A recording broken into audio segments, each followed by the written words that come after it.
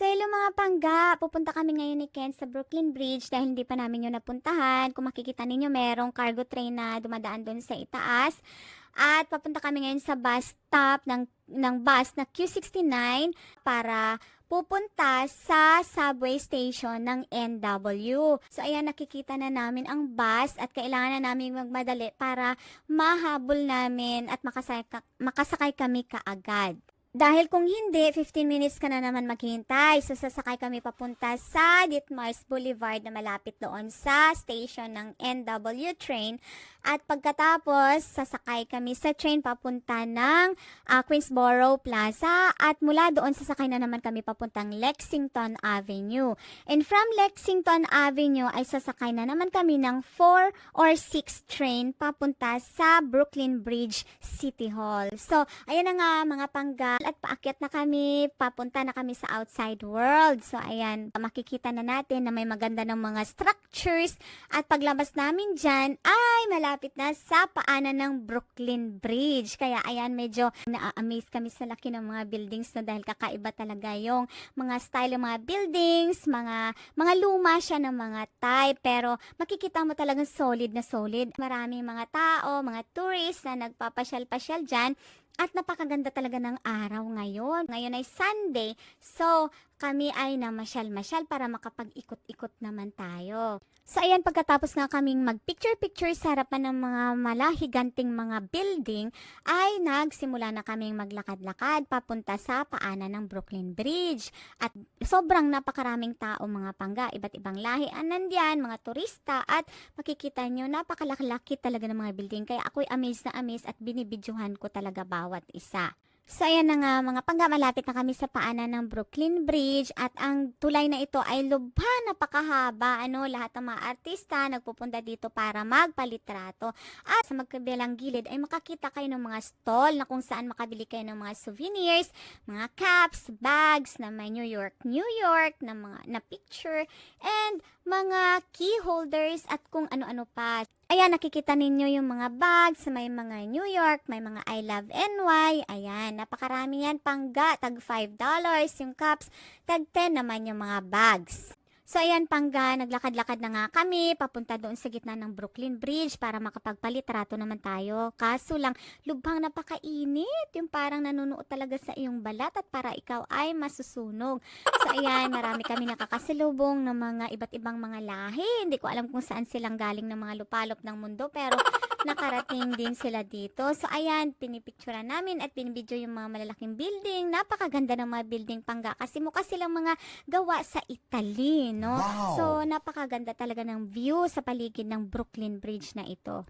So, yun nga mga pangga, sa kakalakad namin, kakalakad, ay nakarating din kami sa malapit na, sa gitna. Hindi pa kami nakarating doon talaga sa pinakalagitnaan dahil sa sobrang haba ng tulay. Ano ba yung aking dinudukot yan sa aking bag? At mukha na akong stress na stress.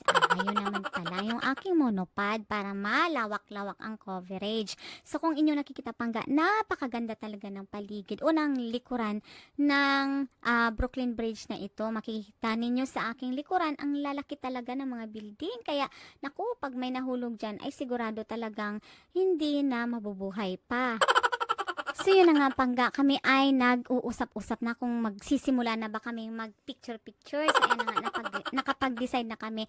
Dahil halos naman lahat ay talagang nagsisimula ng mag-picture-picture. So ayan, naghahanap lang tayo ng magandang spot para sa ating pictorial. Ayun, may magandang view din doon sa tabi ng mga dagat. Ayan, at nakikita pa yung aking bilbil. Ano?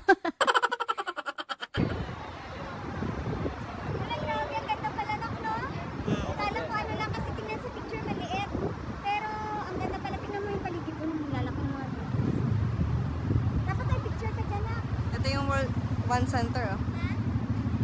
Yung building na pinalit sa World Trade. Kita dyan. So, ayun na nga, tapos na kami mag-picture-picture dyan sa bandang yan. Kaya maglalakad na naman kami, at least marating man lang natin yung kalahati ng tulay kasi sobrang haba at nakakapagod na talagang lakarin papunta doon sa kabilang dulo. Kaya kanya-kanya silang posing para maging maganda ang kanilang mga pictures at iba rin ang kanilang mga OOTD at ang gaganda talaga. So, meron pang isang tulay doon. At merong isang napakatangkad na building na puro glass. So, pag umakyat ka dyan, ay makikita mo almost yung buong New York. At, ayan, may mga ferry. Yung ferry na yan, I'm sure pupunta yan sa Statue of Liberty. Magbabayad ka yata ng $45 para lang makarating doon, papunta at pabalik na. So, ayan, dumadaan sila sa ibaba ng Brooklyn Bridge. Statue of Liberty. So, ayan po yung sinasabi kong Statue of Liberty. Kung sa malayo po, napakaliit niyang tingnan. Pero pag nandun ka po sa harapan niya, lubhang napakalaki po niyan. Mas mataas pa sa isang building. So, ayan, makikita mo, partner sila. Tingnan mo, sana all may mga partner. So, ayan yung anak ko si Ken. Kasama ko siya at siya yung nagmukha sa akin ng video. Siyempre, bibidyohan ko rin siya, no? Hindi lang puro lang ako. So, ayan, papunta na kami. Malapit na talaga kami sa gitna. At alam namin na doon lang, hanggang doon lang talaga kami kasi sobrang nakakapagod na, masakit na sa paa. So, yan tulay na yan ay made of wood, yung mga apakan at puro bakal. Sobrang napakatibay po talaga ng bridge na to. So, ayan, madaming mga ferries ang dumadaan dyan. Ewan ko kung saan silang papunta ng mga kanya-kanyang mga direksyon. Pero masarap siya panoorin.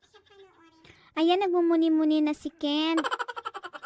Meron ding helicopter. Kung gusto nyo sumakay ng helicopter, makikita nyo buong New York dyan. Mga $300 lang yan. Pero, ewan ko sa inyo. Pero kung ako, ayoko talaga pangga sumakay ng helicopter kasi ako takot na takot talaga. Ikaw ba naman makikita mo yung mga napakatatayog na mga building, di ka ba matatakot yan? At lubhang napakataas at ang bilis pa pati ng helicopter. Pero sabi nila ng mga naka-experience, maganda raw. Ayan, si Kent dyan, nagtambay muna kami dyan sa gitna ng tulay para makapag-relax naman, makapagpahinga tayo bago naman maglakad pabalik kasi ayaw na namin pumunta dun sa dulo.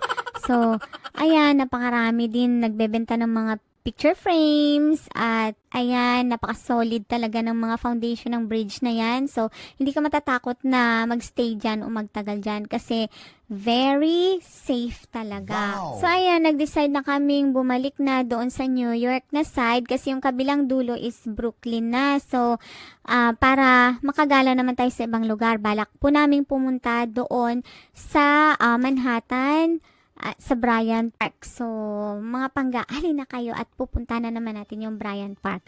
So, ayan, nandito na kami sa Manhattan at pupunta kami sa Bryant Park kasi may imimit kaming friend galing sa Curaçao na kabarangay ko. So, first time namin mag-meet for many years. Kaya, kailangan magkita kami bago sila bumalik sa Curaçao. So, okay, let's go sa Bryant Park. Ayan, lakad na naman tayo ng lakad, mga pangga. At kung tatawid tayo sa highway or sa kalsada, kailangan lang sundin natin yung traffic rules para walang masaktan, di ba?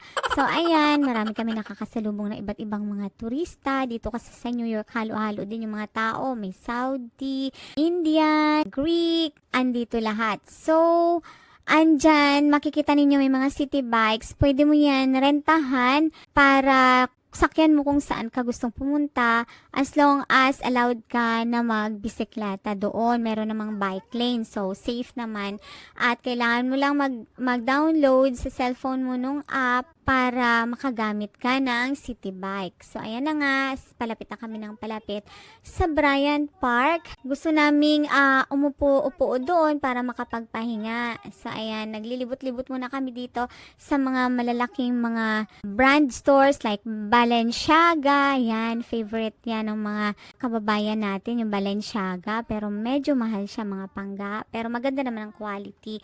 So, ayan, makita ninyo dyan, nandyan yung Balmain, no? Yung Balmain, malakas din yan sa Saudi Arabia. So, nandyan lahat yung mga branded na mga items. Tawid tayo, papuntang subway. tayo, madali lang. Ano? Sige. Marami pang stop sa So guys, ito na yung whole food. Dito kayo magkikita ng friend ko. Hopefully, magkikita na talaga kami. Salesforce. Ang taas yan, guys. Toy. Yun yung Empire State, oh. Kabila. Oh. Tapos dito yung Bryant Park. Tambay muna kami dyan. 42nd Street, Bryant Park. Yan, ito yung Whole Food Market. Dito daw kayo magkikita mamaya. Ito yung park dito, maganda. Yung mga begonias. Ay, begonia. Sino yan, Benito Juarez? President of Mexico, 1858-1872. Mabuti pa siya. May statwa dyan. Diyan kayo magkikita, guys. Harap na ng park. Sa West 41. Punta muna kami dito sa park. Dito kami maghihintay. So ayan, pag akyat namin doon sa Bryant Park, napakarami rin tao. Naku, kahit saan, ang dami talagang tao, guys. Kaya, hindi kami nakaupo kasi wala nang bakante. Naubos na yung mga upuan. So, naghintay kami ng mababakante at doon nakaupo kami. So ayan, ikutin lang muna natin. Ang dami talagang tao, guys. Hindi ko nga maintindihan, wala namang palabas. Pero bakit nandyan sila lahat? Naku po, akala mo naman may pinapanood. Wala naman pala. So, ayan guys, dahil pagod na kami, nag-decide na lang kaming umuwi dahil nagkita na rin naman kami ng aking friend, nakapagpasyal na kami sa Brooklyn Bridge at sa Bryant Park. So, sa susunod naman, so maraming salamat sa inyong panonood guys at sana manood pa kayo sa mga susunod kong mga vlogs. Please don't forget to subscribe Mars Evans at i-click nyo na rin ang notification bell at i-hit nyo na rin yung like button. Maraming salamat sa panonood. Bye-bye! God bless!